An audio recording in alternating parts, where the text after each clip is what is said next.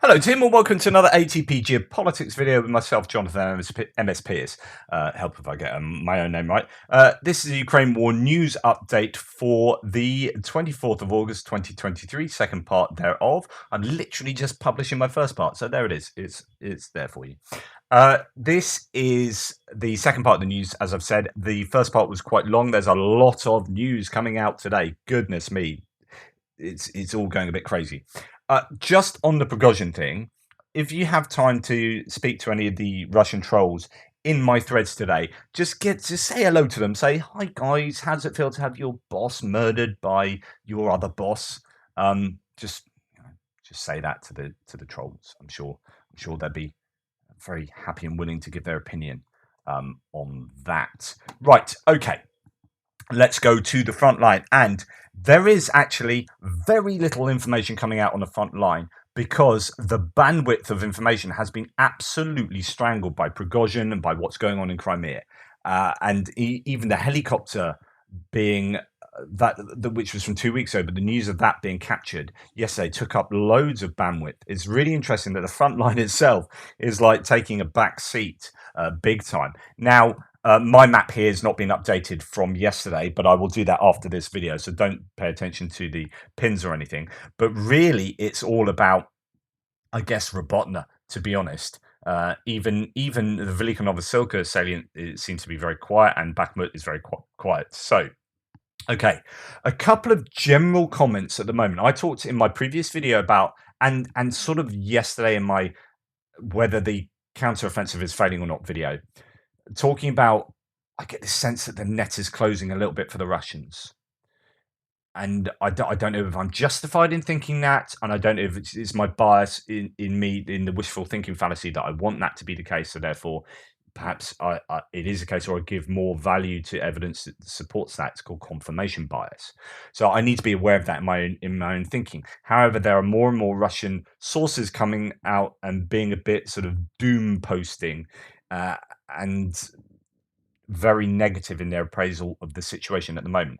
Here's the 13th, who is one Russian mill blogger that we often pay attention to because of what they say for different reasons. Well, this is, remember I talked about dates, about the fact that they have Independence Day on the 24th, so that's today, about what will happen, something bad, and so it happened, and the front is crumbling.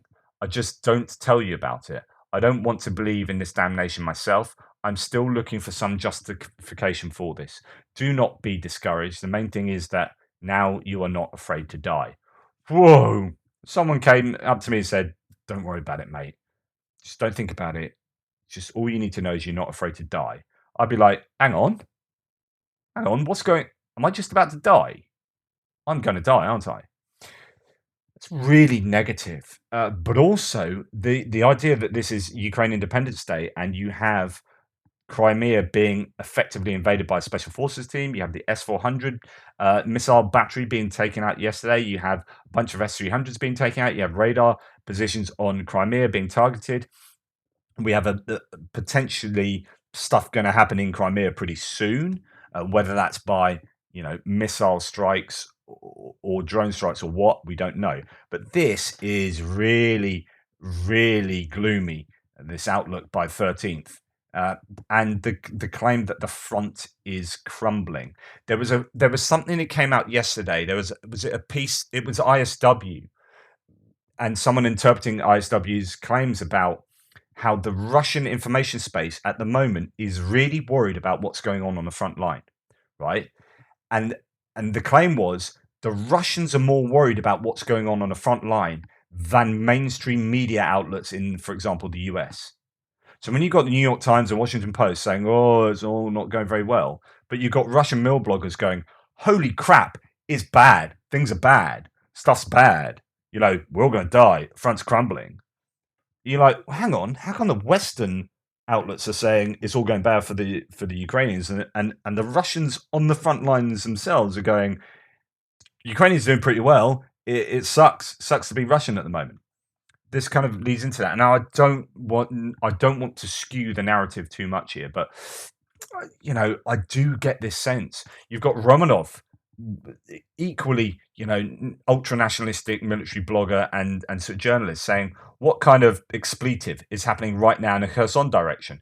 Interaction, reaction speed is all completely absent. The enemy launches boats along the Dnipro River, is making rotations, landing deep reconnaissance groups. There are simply no words. You get this sense that it's not looking good for the Ukrainians, particularly in this kind of Kherson Crimea area and Zaporizhia as well.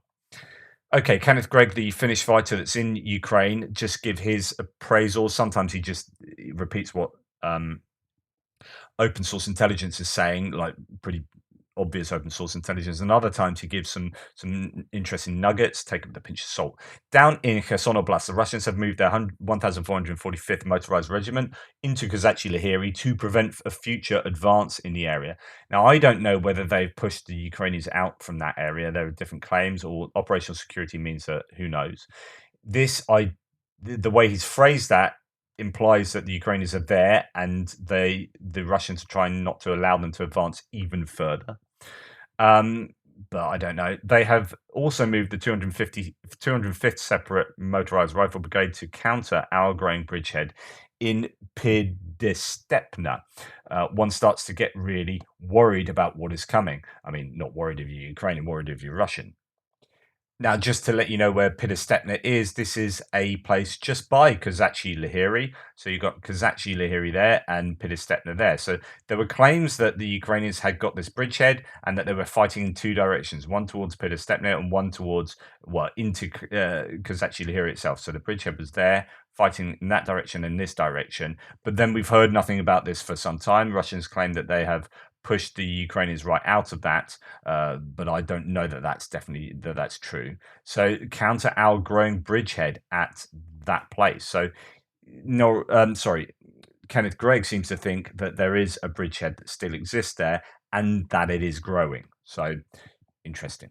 Robotna front is very interesting now. We took a deep and wide bite in that area. The Russians moved their 114th and 56th air assault from the fortified Ocheratuvate to support the flank at Novofedorivka. Okay, so this place that he's just mentioned, that beginning with Ocheratuvate, is a really heavily trenched place. So if we go on my map back to Robotna, this is where the Ukrainians are having a wide success, stretching from almost Verbove right across to Kapani area and moving south of Robotna. And we have seen a JDAM strike on Novopivka and lots of FPV drones taking out stuff there. They are bringing in support from here. Now here, that's where it's talking about is very heavily fortified. There's some really big trench areas there. And talking about Novofedorivka, I don't know. Oh, that's up here. So that's northwest of Verbove. So if we then go back to see what he says again, to support the flank at Novofedorivka.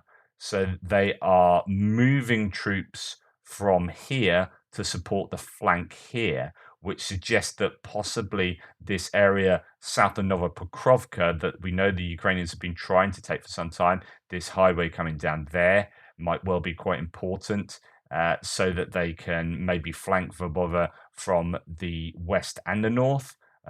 It could be that here there is quite a bit of activity and the Russians are needing some defense there. Anyway, they are thus moving units from fortified hubs. Undoubtedly, they are short on units now. At the Uruzhani front, they have increased the support by moving in the 114th Motorized Rifle Regiment from the rear lines.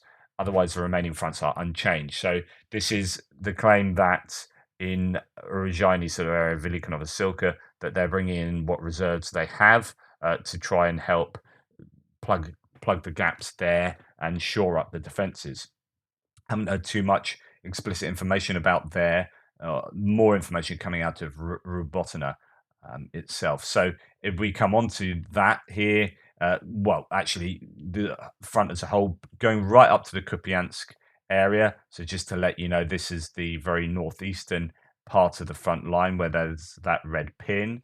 The Russians have been making some gains there, but I was talking yesterday about how it's not so important if the Ukrainians cede some of the territory here, as long as the Russians are fixed into this. Territory is not so important. Fixing Russian troops is.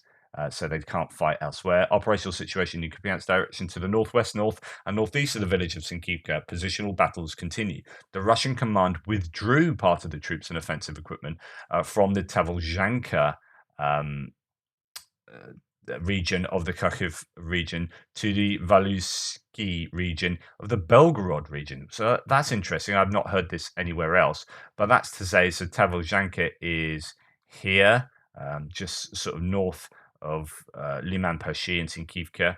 The claim there, and that's completely unverified, but removing troops from there and taking them back to sort of Belgorod. So that's rather bizarre, but nonetheless, we move on. Now going down to Bakhmut, the Ukrainian military is advancing south of the city of Bakhmut. It's according to NOAA reports. As a spokesman of the general staff said, Andriy Kovalev, the area they are entrenched at, they are making advances in that area. They are entrenched at the achieved boundaries. Bit confusion there, but basically, I assume that they are sort of chipping away at those Russian defensive lines by the railway line in Klishchiivka. On the southern front, so this is going towards Melitopol, so the Robotna, Ruzhany area, but particularly Robotna. The Ukrainian forces are conducting an offensive operation in the direction of Melitopol and were successful in the direction of Novopokrovivka. Again, what I was saying, and liberated town of Robotna, which was fiercely fought for. Has added 4.1 square kilometers to the liberated status. So you can see now it's about moving to the south of Robotna to Novopokrovivka there. But that's broadly all I have for the front line today. I'll try and glean some more information from various sources before my frontline update. But as I say, not too much information coming out, but pay attention to the general morale of Russian sources, the Russian mill blogging community that seem to be doom posting quite a bit at the moment. Right, moving on to military aid. Next month, Lithuania will hand over additional launchers. These are NASAMS launchers, the Norwegian or national air defense systems that are pretty useful. Lithuania are handing over 2 more launchers that they had previously promised in June, and they will get there imminently. So that's fantastic. We also have, this is military aid video. I thought I'd throw this in. Just a video I caught yesterday showing these demining tractors. I'm trying to work out whether these are autonomous or not. I don't. That one looks to be autonomous, but yeah, I guess they are. So this is really good news. I mean, how much they can sustain repeated mine blasts is an unknown. I mean, hopefully you just have to just maintain this roller at the front rather than the main vehicle itself. But if this is an autonomous vehicle that you can send out to do stuff like that, if you can make a whole bunch of these, then that's fantastic. So that looks like a mine blast there. Let's just rewind that and turn the sound on.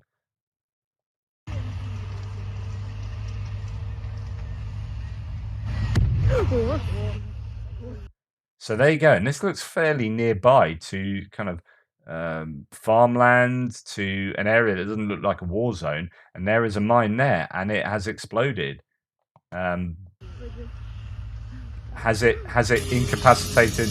I don't know whether that's incapacitated the vehicle or not, and that's a question. But if you can get these autonomous vehicles, if they are indeed autonomous, they look it, then yeah, and you can make a whole bunch of them, then that is fantastic news. Right. Finland is preparing the 18th aid package for Ukraine, says the Finnish Prime Minister. It will include defense equipment and ammunition. It's already provided 17 aid packages totaling $1.2 billion.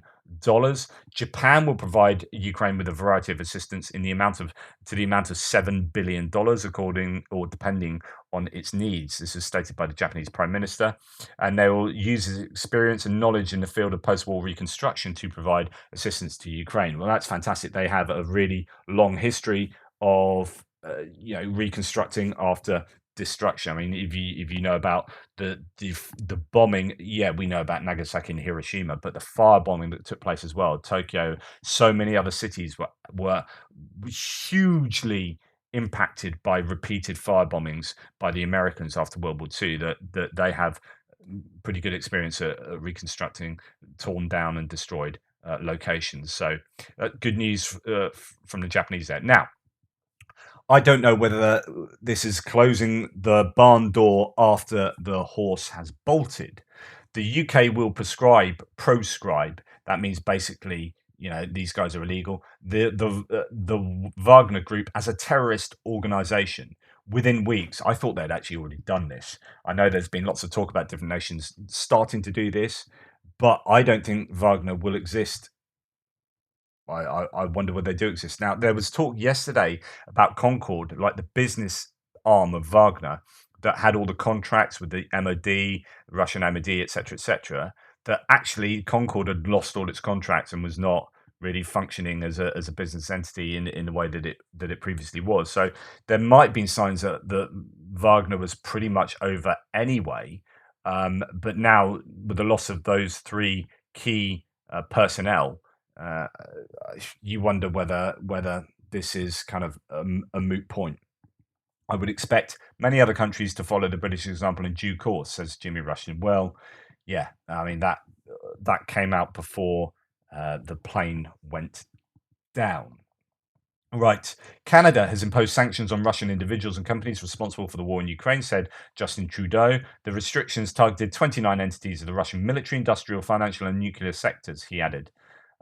Someone was saying yesterday that actually a surprising number of defense manufacturers have not been sanctioned. Like literally, Russian defense manufacturers have not been sanctioned. You're like, really?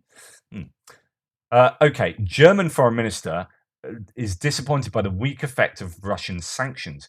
Now, she is coming up with the goods. So she's a Green Party um, politician, but she's a foreign minister, so it's a coalition government, as is commonly the case in Germany and many European nations actually. So whereas the UK and US are used to sort of two-party politics, where it's just one party that becomes really partisan. There's no space for like, well, I don't quite agree with that party, and I don't quite agree with that party. I don't have a home. You're forced to basically vote for one or the other. Third-party candidates are never going to do well. There's first-past-the-post voting systems. There's non-representative voting mechanisms. So I don't think the US has a particularly good democratic functioning democracy in terms of the mechanisms of democracy. And I'd say the same about the UK. I think you need ranked choice voting to give a better, like, for example, me, and I'm really politically active, right? Where I live in the UK, there is absolutely no chance of anyone other than Conservatives ever getting in. Right? It's never happened. And so my vote, when I wake up on election day and vote in my local election, well, vote for my local MP, because we have a representative democracy. So my MP goes and represents me in Parliament. My vote is wasted. There's no one I can vote for. My vote makes no difference, and it never will, which means that I'm disenfranchised. So I don't have, my vote has no power. Now, if we had ranked choice voting, or we had some kind of proportional representation whereby my vote goes into a pot and the amount of people that vote that way are represented by the amount of people that vote that way in the national democratic landscape, then that would be really cool. But we don't have that. I campaigned for an alternative vote, and it didn't get through because at the time, our Prime Minister, David Cameron, phoned up four newspaper editors and said, "Can you start campaigning against the alternative vote because it looks like they're winning in the polls?" And then the next day, the polls switched as all the newspapers started campaigning against alternative vote, and lo and behold, there we are. Anyway, I could bore you with how much that sucks, but the US and the UK have kind of similar issues, whereas Europe has a lot more proportional representation, which means they do a lot more coalitions. Now, some people say, "Oh, that means you don't get stuff done." We did have a coalition government in the UK when the Tories didn't get enough vote, and they had to do a coalition with the Lib Dems, who were a much smaller third party.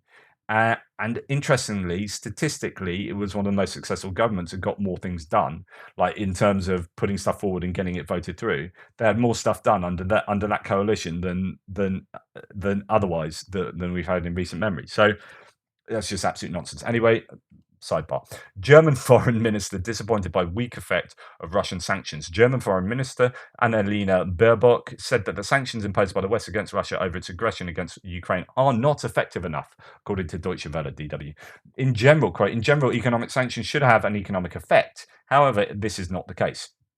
DW wrote, quoting Baerbock in the book by journalist Stefan Lambie, Emstal regieren in Zeiten des Krieges.